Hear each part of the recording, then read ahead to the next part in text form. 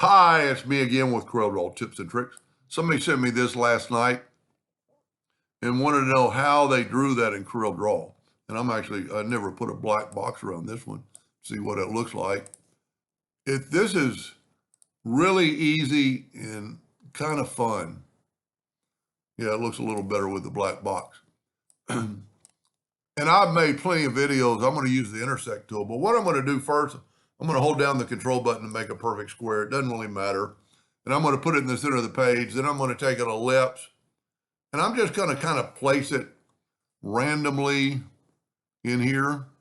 You know, you could measure and do a lot of things. But since we're working in the center of the page, this is pretty cool, even with a square.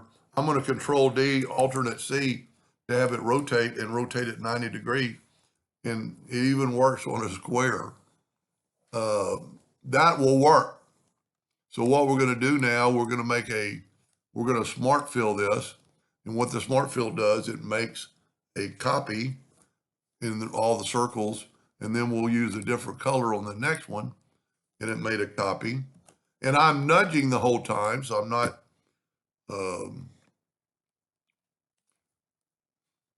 I can put it right back.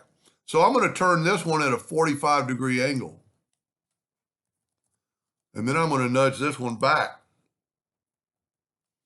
And we get that. Now, I'm not really happy with the size of the holes. So I'm sorry about that. I'm just going to, well, you know what I can do? I can back up, get that one there, and just make if I hold down my shift key and make it bigger, and then instead of trying to mimic those holes, I'm just going to Control D, Alternate C, 90 degrees, because you want some separation. Let's just delete these.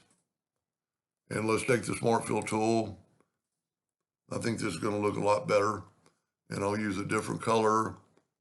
We'll use red. And you know what? This time I'm not going to delete that. I'm going to move it out of the way. So I'm going to move that back. And I'm going to rotate this one at 45 degrees. And then I'm going to put this one back. Now that one is behind. And I really want it in front. Because I drew it last, or drew the other one last. So I'm going to put it in front. Now I've done a lot of Intersect tools.